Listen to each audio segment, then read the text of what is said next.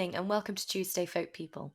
My name is Maddie Leadham, and this evening, in the first week of December, we are taking you to beautiful Norwich to explore the music and tales of folk duo Christina Alden and Alex Patterson. Multi-instrumentalists and singers, the pair have been performing together on the folk scene for the past 7 years, touring the UK and Europe, including a tour with Show of Hands. As well as performing at numerous top folk festivals, including Celtic Connections, Christina and Alex released their debut album, Hunter, in May of this year, to much critical acclaim.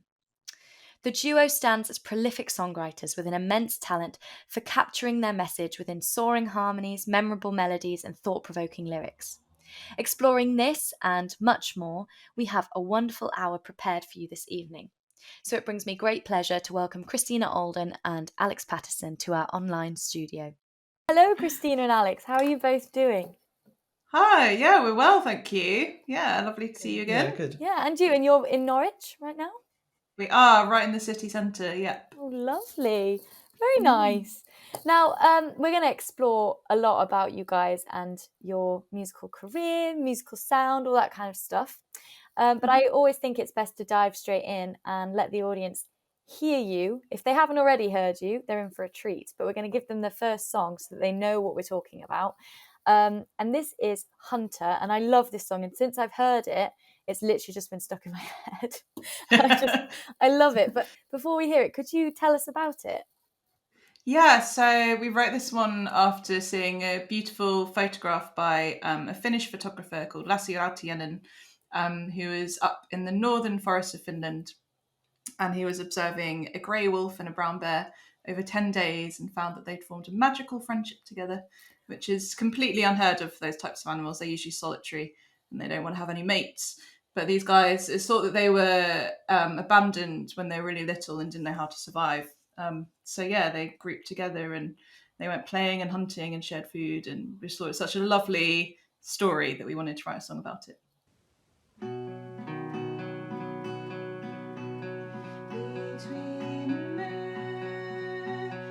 Wild words betrayed in the overground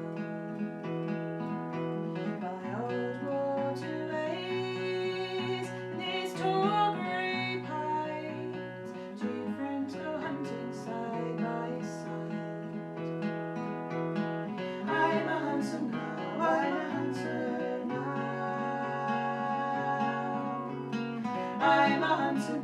I'm a hunter now, I'm a hunter.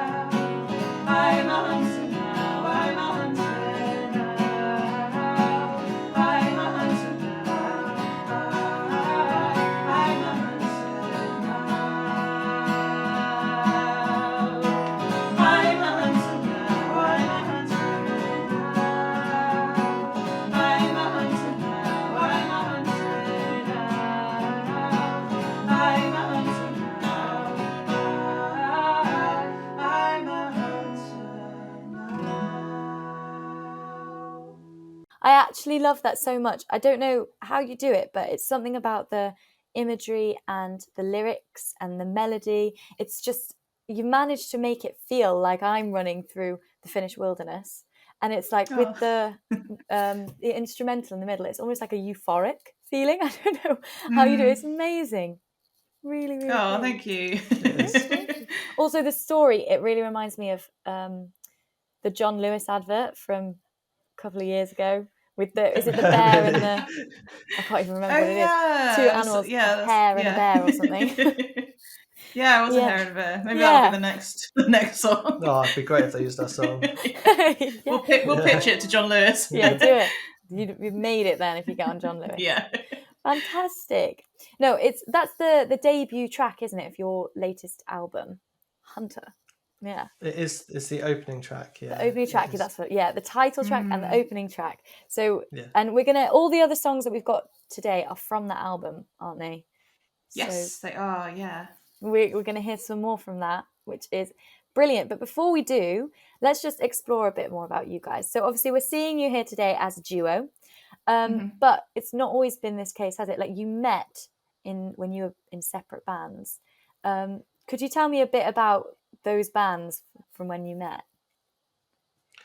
I played in a band called Murphy's Law for years and years. I also play with a singer-songwriter called Marvy Joyce and with a few friends of mine in a band called Twisted Reeds. So I've had lots of different musical projects over the years. And me and Christina have been together for nearly 10 years and we've always played music together, but it wasn't until we started our trio, Alden, Patterson, Dashwood, that it really sort of took off and we both sort of started having that as our main focus. Yeah, and then I was playing in a folk duo called the Woodland Creatures with my best friend Liz, and yeah, we played just kind of locally around Norwich and the area. Banjo and guitar and lots of harmonies, and yeah, just again met Alex on the music scene, and then things blossomed from there. Yeah, but they were different sounds, weren't they? The two bands, they weren't similar. They were fairly. Well, they were within the folk genre. I mean, I play fiddle, so I mean, it's just folky fiddle, isn't it? I guess when you have a project and you're doing it for a certain amount of time, you certainly develop a sound. I think that we've done that together, but there were certainly influences from the other things that we were doing because it was ultimately still us, and it was Yeah, I'd say they've kind of both fed into what we do now. Yeah, definitely. of course, yeah. Amazing. And so then you mentioned the trio, which is Alden, Patterson and Dashwood. And what was this trio? What kind of thing did you do? So it's more kind of, I'd say, American folk based. Well, not kind of from our side. We'd write most of the music and arrangements and all that kind of stuff. So we come from kind of like the more English, Irishy folk side. But then Noel, who played the dobro, which is like a slide guitar, resonator guitar, which is very kind of prominent in like the bluegrass scene. So like the kind of traditional folk scene. Yeah, traditional folk scene in America. So that kind of put quite an American spin on a lot of stuff that we did write. So I'd say it's more kind of Americanery, American folk vibe with an English folk from our side. It's funny, really, because I mean, when we first started the trio, and we didn't really know. I think it's always hard putting a label on music. We wrote Americana on our press release that we first sent out, and we've never ever said it since, really. And people still refer to us as Americana. Yeah, but it's not. It's just folk, and folk is such a broad genre. And I think you stick, like Christina said, you stick a slide guitar in there, and it makes it sound a bit American. But it was predominantly the music that we were writing and putting into that band. So it was fairly similar. I think it's the dobro. People just associate that with American music because it is so prevalent in bluegrass that it's kind of, you don't really hear it in any other genre. Yeah. So I think they instantly think, that's like American music. Yeah. Amazing. And how long were you together? Or you're still going, the three of you? We're still playing. We played in East Yorkshire on Saturday. Yeah, Friday. So we're still playing, but we're not going to be doing as much as we used to. So we started we brought out our first trio album in 2016. And we've done 3 albums together. And yeah, been touring. We're doing like 100 gigs a year.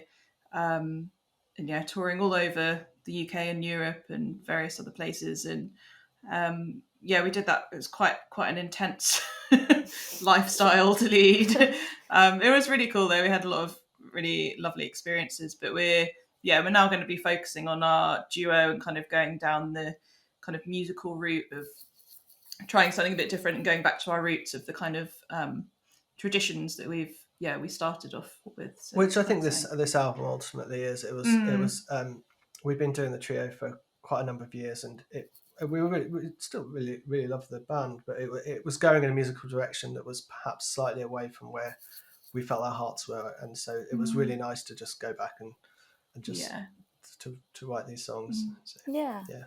So then 3 became 2, and the pandemic played a bit of a role in that, didn't it?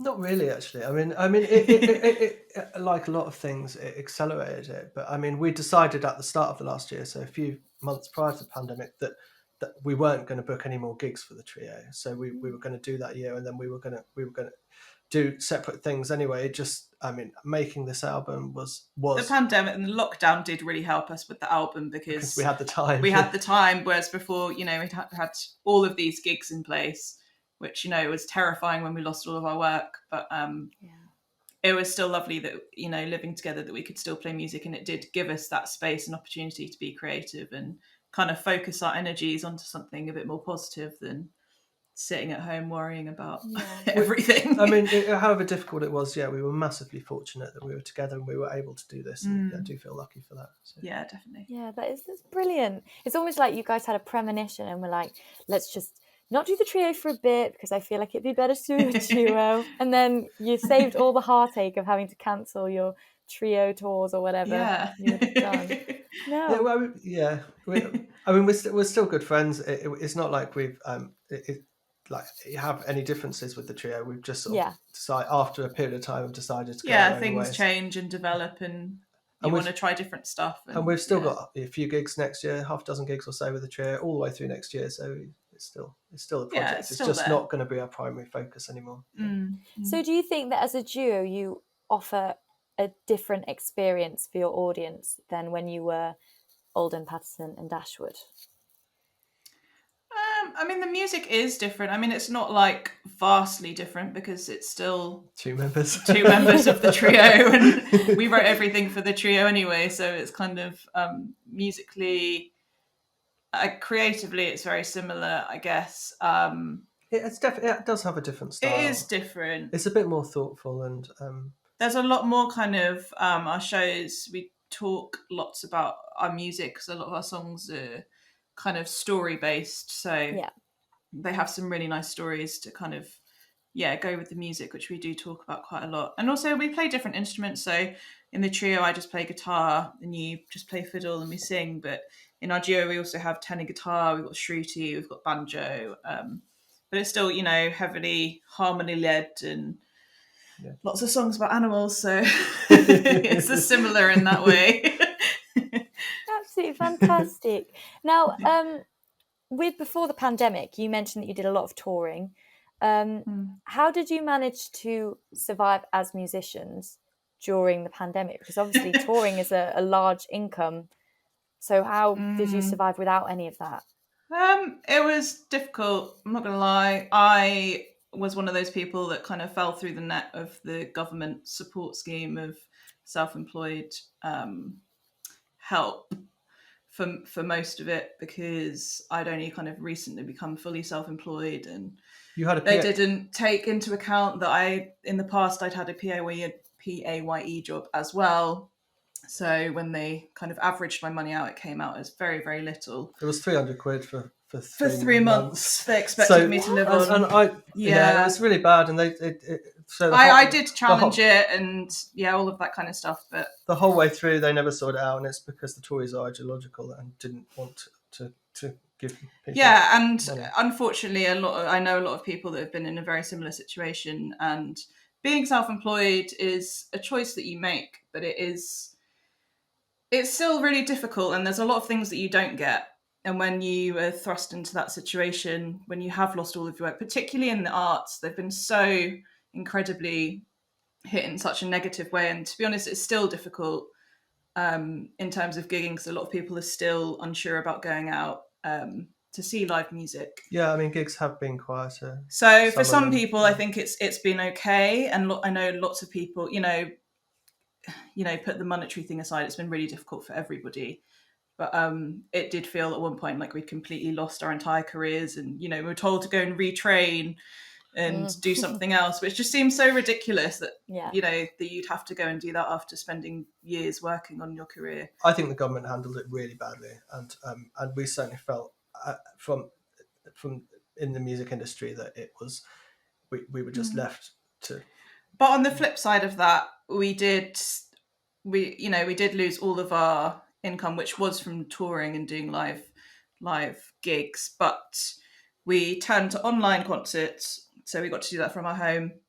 And all of our fans and lots of people and our friends and family have been incredibly generous and really, really supportive. So yeah, the government were rubbish, but all of our support networks were amazing. And actually, not just our fans, but all of the musicians and all of our musicians' friends kind of all came together and were just, trying to help each other out. And that was really incredible to see the folk scene really coming together. And that is something that I hope remains. I think people are also, it did make people realise that music is important, going to gigs is important. I mean, also it made people realise that we actually need people to work in shops as well. Like those. Oh, yeah. I think it put a lot of jobs into perspective about what is carers, etc. What is important. But yeah, I don't think we, in terms of like general public and the people that come and see us, we certainly felt very appreciated. And doing online gigs was actually incredibly weird and scary, but it was also something which is quite good, and I think that change is a positive thing, and we will continue to probably do them. So yeah, it's just another dynamic to doing a live concert. Yeah. It's not the same as having people in front of you, but no, it's not something. at all. It's fantastic or fascinating how people have just adapted, and how we put in that awful situation. And obviously that's terrible. You didn't have like £300 for however many months is ridiculous, but you've managed to adapt, and obviously not easy, but you now we just lived on beans. Yeah, exactly. Now your digestive system has adapted to only beans. So you did that, and obviously the Hunter was like a COVID baby, I suppose, wasn't it? Yeah. As an album. And can you explore a bit more about the Hunter? What is the album like? What would we expect to see if we? So it was all recorded at home. Everything on the album has been written by us, bar one traditional song, which we heard from our friend via an online concert. And that's the only time we've heard it. So we listened to that and then kind of slightly rewrote some of the melody. But it's all traditional. It's all, a lot of it's story based, and it's very based on nature and the world around us and our kind of relationships as humans and our responsibility to kind of looking after the world around us as well. Fantastic. Well, should we hear another song from it? Which is Land Corridors. Can you tell us about this one before we hear it? I guess this is topical, or it should always be topical because of COP26. It's about protecting the environment and how important that is. Land corridors are the animal pathways which connect woodland and meadows, and we as humans are destroying them by building roads and infrastructure, etc. And I guess one of the important messages from this song is that I think one of the things that gets bandied around quite a lot when it comes to climate change is that you can just cut down a load of trees somewhere and plant them somewhere else, and that's a solution. And it takes many hundreds of years for these ecosystems to be created, and they're incredibly important for protecting wildlife. I mean, there's things like hedgehogs and things which were incredibly abundant when we were growing up that are now endangered, and that is one of the reasons is because we've got this throwaway culture when it comes to protecting the environment. Where paths once led away, with trees lying down the tracks, now we find the motorways to ferry to and back. My second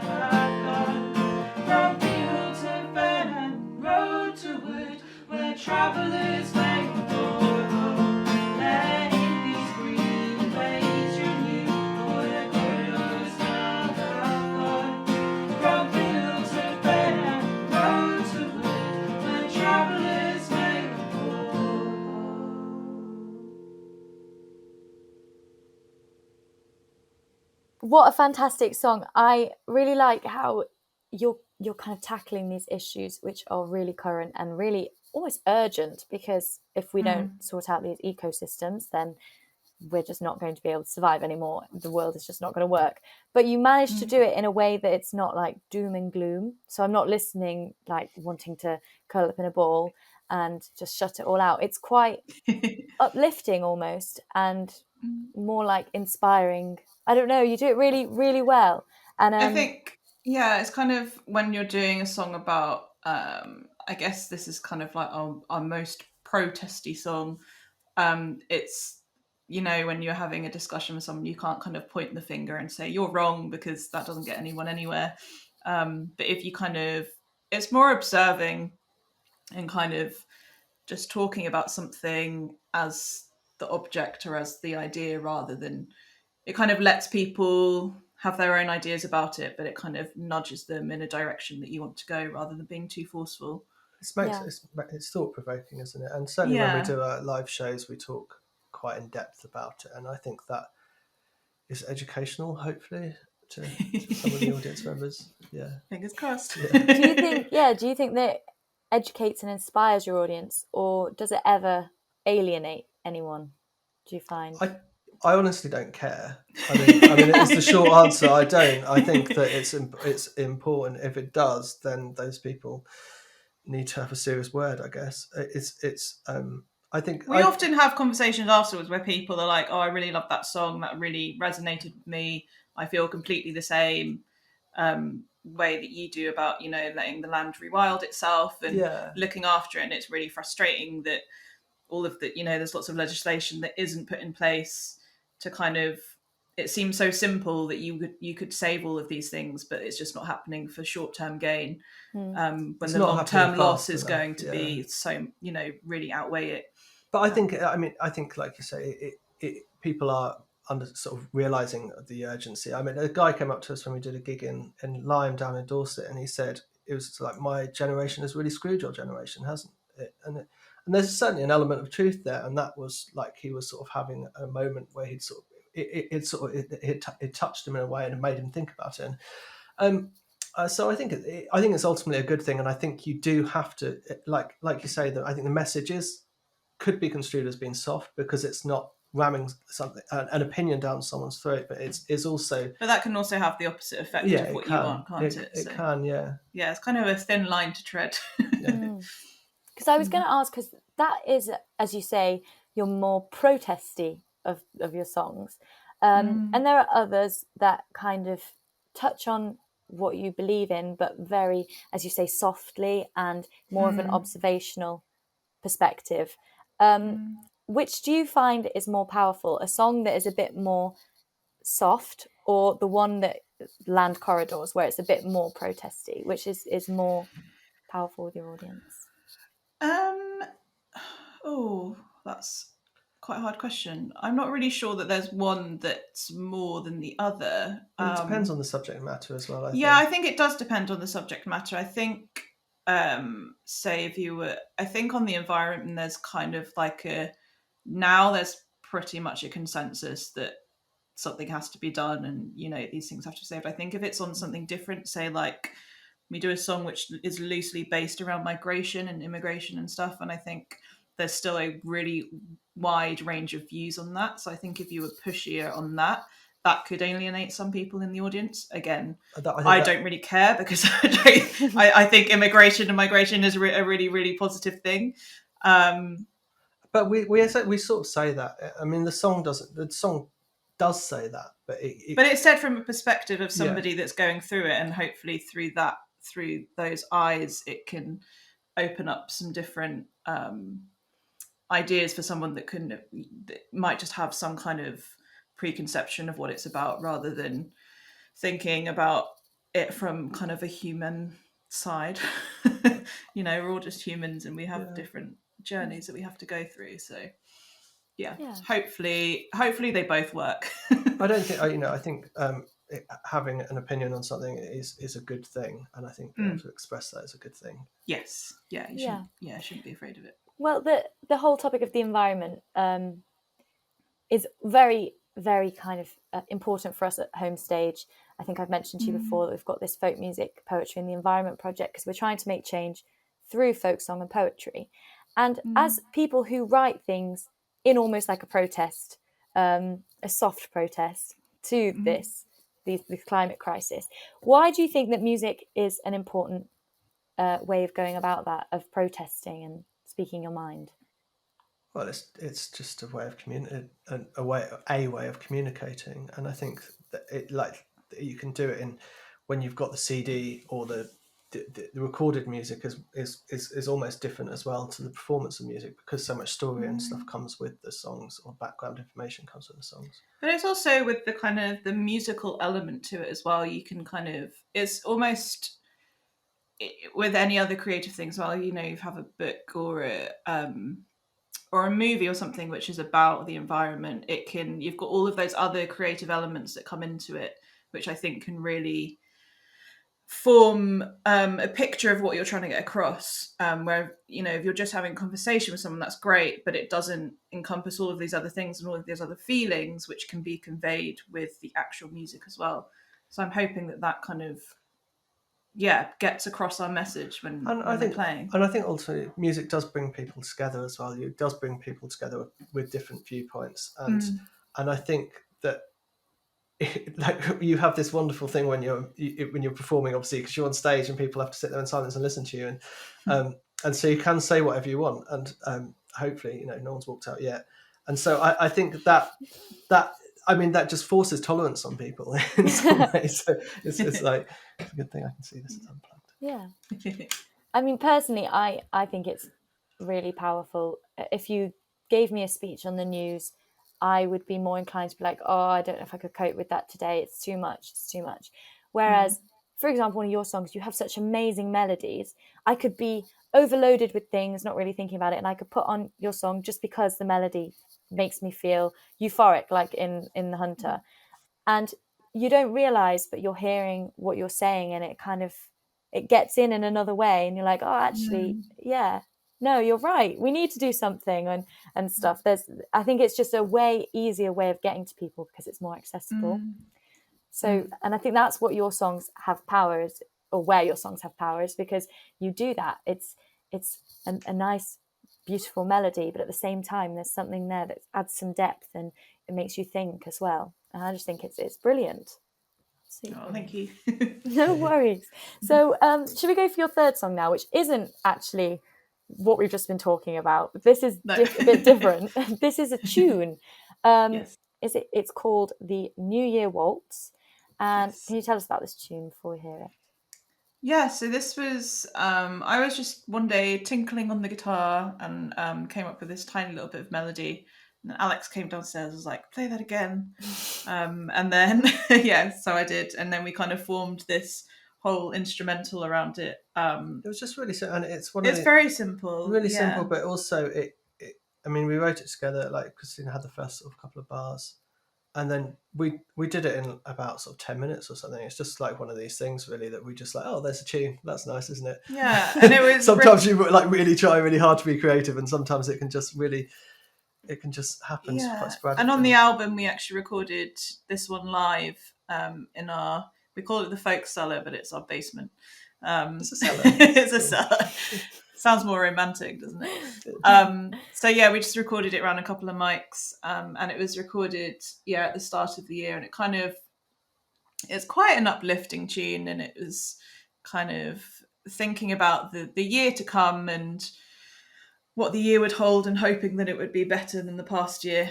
And so far it has been better, so the tune worked.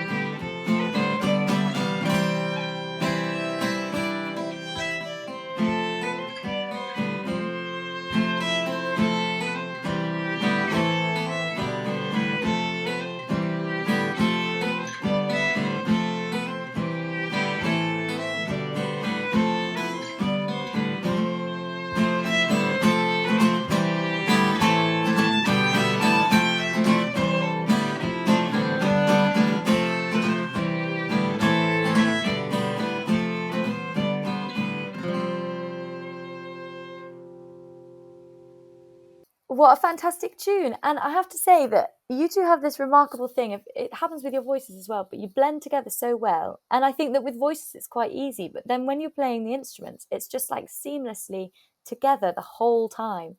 Because obviously there's points when the fiddle and the guitar are kind of playing the same thing. And it just fits so well. Absolutely amazing. Well, Oh, thanks. cheers. No worries. Well, we play a lot of music together. I think that's part of it as well. And being a couple, we're very in tune Yeah, sort of with each other. sort of understanding each other, I guess. You get to sort of know how the other person is going to react in certain points, I think. And Yeah. yeah. Brilliant. Brilliant. Okay, so you mentioned before that you did a lot of touring, especially as a trio. So you've frequented a lot of folk clubs. Yes.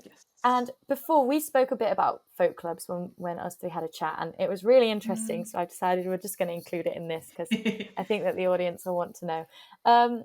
So firstly, I just wanted to explore why you think that folk clubs are quite an important part of the folk community. Well, they've particularly for us when we were starting out, they've been they were kind of the foundation of gigs that we were doing, and they're really welcoming in terms of getting new people along that want to play music. And you can just turn up, you can sing, you can play, and that's lovely. And they give you the space and the time, and that's a really good way of learning how to perform, not just necessarily play music in front of people, but how to talk to an audience and all that kind of stuff. And yeah, we've done hundreds over the years. The people always quite a few. Well, feels like hundreds, but we've done a lot. They're always really welcoming. The community around the folk scene is always really, really supportive.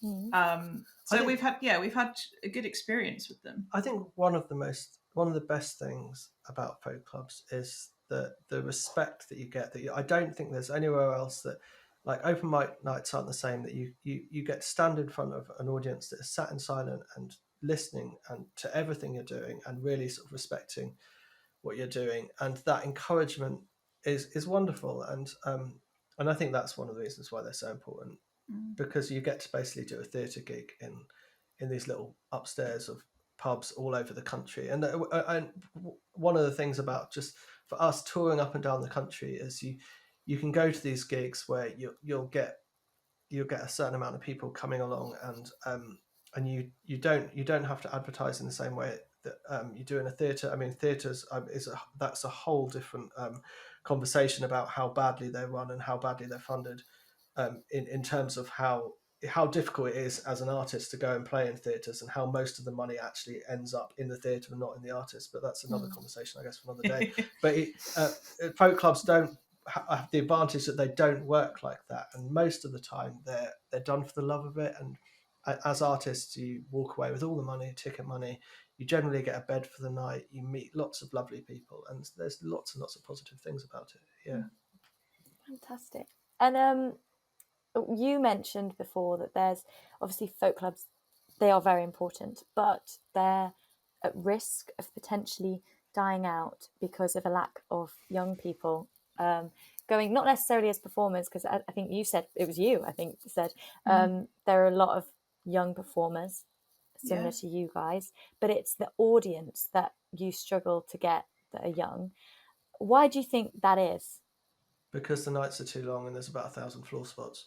I mean, the short answer is it's the formatting of many of the nights, I think, which are not appealing for younger people, especially nowadays. Everyone, people's attention spans are pretty short, and a lot of the evenings go on for 3 or 4 hours, which is just too you long. can't expect a 20-year-old to want to sit through 3 or 4 hours. And it's a real shame, because like we were talking about just now, like I'm sure there are lots of 20-year-old musicians that it would be incredibly nerve-wracking, scary, but standing up in front of an audience that's sat there listening to you is an incredibly good experience. And there isn't many other places you can do that, bar open mics, and it's not the same. But the format, like Christine said, is completely wrong. There's too many floor spots. They go on for too long, and that is one of it. I mean, there are, I think, some of the clubs that are surviving that are bringing in younger crowds. are basically working in a concert club format where they may still have their sing around nights, but they'll do a concert once or twice a month, and they'll have perhaps 1 or 2 floor spots between, 10 or 15 minutes between, if that, yeah. And so it still involves those club members and stuff, but it's a much better format. And yeah. So mainly the length of the nights. It's the main thing, yeah. So as a performer yourself, what would it look like for you to go to a stereotypical folk club night? Could you talk us through kind of the format of how it would look and how? We should just talk about the last one we did because it's quite funny. So we got there early before anyone else got there, and we were sat in the corner. People came in. They didn't actually speak to us for a little while. They all just talked among themselves for a bit, and then I think that, and they're lovely, friendly people. But I think that was quite typical in that it's. They've all been going there for about 40 years, so they're in this very kind of tight-knit friendship group, which is wonderful, and that's amazing kind of community thing that they have. But again, like you say, if you want to bring new people in, you have to be open to that and not kind of complain that that's not happening, but not actually actively do something about it. Like trying to include people. So usually we'll turn up. Most of the time it's an acoustic performance. So they usually, depending on the place, they usually want you sometimes an hour there early before the night begins. Half an hour. And then usually there's, I'd say, between 3 and 5 floor spots. I'd probably say another thing actually, if like for bringing in young people, is ditching the raffle. I know the raffle is like, I mean, it can feel weird like when you've done 1,000 folk clubs, like doing a gig without a raffle. But I think that is another thing that if you go to any event with young people, you don't have raffles. Or if you do I love a raffle. We love a raffle we do too. Yeah. But if you do like have it, it's always a chance to win our CD back. Yeah. If you've never been to a folk club and then suddenly there's like a raffle with about 30 different prizes, raffle going on, you're kind of like, what is happening? What is this? I think there's something really nice, like really valuable about folk clubs. But if folk clubs do want to still be here in 20, 30 years' time, then there's changes that they need to make, and they need to be open. Basically, it's about being open and about listening to young people and what they might want. And we're really, like, I guess, conveying other people's experiences that we've spoken to on the scene as well. Yeah, usually with a folk club, in the setting that we've played, where you have kind of maybe your 4 or 5 floor spots, then we'll do like a 45-minute set, and then there'll be a break and usually a raffle, and then the whole process will be repeated again. By which time you're completely it's quite exhausted. a long time for someone to sit there. It can be tiring for us as well. If we get there at 7, then we're not on until 9, and then we do 45 minutes, and then there's break, and then it all happens over again. It's a really long evening, and we're the ones playing, and we even get tired. So expecting someone to sit there in silence for that length of time, it's too much. Yeah. It is a really long time to sit there. I get that that's maybe been the way that a lot of folk clubs have run for 30 years, and that's worked, and a lot of those people went in the beginning and have stayed, but they haven't brought other people along with them, and that is an issue if they want to continue. Because I don't think folk doesn't have the support of young people. If you look at the festivals, folk festivals and things like that, and some of the concert clubs, I know there's always going to be a thing with older people going to theatres and things like that, because there's sort of a general point in a lot of people's lives where they have children and they can't go out, and when you're older you have more disposable income and you've got more time, less commitment, so there is always going to be that's always going to be a factor. But I mean, a lot of the clubs that, if you've got someone that's below 50, like 1 or 2 people below 50, it's a bonus, and that's just, it's not sustainable for the next 20 years. And I think even like a lot of clubs just in this last year have closed their doors, and a lot of them are going to, I mean, before that were struggling to pull in numbers. So I think they do need to do something. And I think a lot of them do actually really want to as well, but I think it's difficult. A lot of them don't know what steps to take. And I mean, we're not even necessarily saying that, cutting the evening shorter would make a difference, But it could do. But it could, yeah, and that is one element that you could change. I mean, I know when we played, having this conversation with Grimsby Folk Club up in East Yorkshire, and they were they were trying to get like going to the open mics and asking them to come along, and they were, I remember them talking about the experience of that. Like suddenly it's really actually quite scary because you've got a room that's completely. And so, I mean, that is, you've got to reach out as well. It isn't just, you can't just change your system and then expect people just to fall through the door. You have got to go and reach out. And Yeah. try. Well, that's so interesting because, as you say, they've been going around on a lot of these for almost half a century, and to then close their doors and stop that and that tradition that's been going on in them, it's really sad. So it's food for thought, really, on how to change it, and I think that's really interesting. So thank you for that. That's cool. And hopefully it can make a difference with some people. Yeah. But back to you guys. I quite like now, we are running out of time, so this is the final thing I want to do, is explore what you have got coming up in the future and what your future plans are as a duo.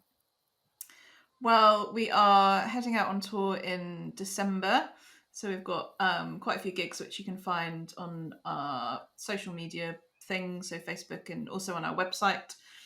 So yeah, we're just going to be playing our album Hunt It Out. So yeah, we're going to be all over the place up until January. And then in February, we are actually going to be having a baby. So that's going to be most of our time. So yeah, Christina's gigging. 6 months. I am, yeah. So nearly. God. So then So we're I'm talking going about Hunter being the COVID baby. That's not the COVID baby. We've got a literal COVID baby. This was our COVID baby too. Mark 1, yeah. Oh, So wow. yeah, we're going to be gigging up until I'm about to pop, and then We're playing gigs somewhere called the Stables in Milton Keynes, so you never know. maybe Christmas baby. But we've got I think 9 gigs after from the beginning of December to the end of January, and then we're taking a few months off.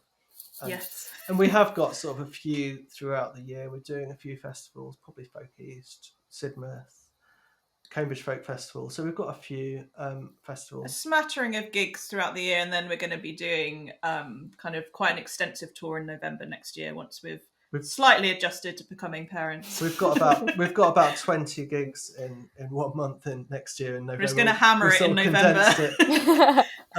Which is going to be interesting going on tour as a family. We've been. I'm excited about it. Yeah, it's going to be cool. Yeah, you guys might become like the next dynasty, like the Carthys and Watersons. It might be you next. Fingers crossed. Brilliant. Well, that's fantastic. But anyone who's watching, just because there's a baby on the way doesn't mean the albums aren't still available. The albums will be available all the time. So yes. They are. You can get them from our website. They're all handmade. Christina hand stamps. We hand stamp them, but Christina made a lino cut, and we turned that into a stamp. Yeah, so they're all hand printed by us. So they're all slightly different. That's fantastic. And honestly, it's been so brilliant talking to you both today. You've given such interesting things to think about with an array of different topics. So let's end today with your final song, one of my absolute favourites. And this is The Greenland Shark. So can you tell us what this one's about? Sure. So this was written after reading an article about the Greenland shark, which can apparently live up to 500 years old, which we thought was very impressive. So we decided, to dedicate a song to the shark. And this is sung from the perspective of the shark, or what I think the shark would be thinking.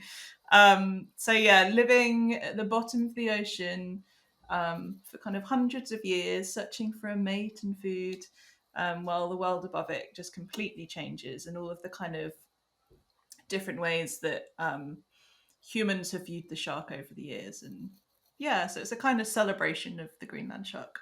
500 years I swam these seas, falling through in ancient waters, going my way, falling through so many miles, without looking at where the fish and flounders roam. Night is carried far from me, and I'll carry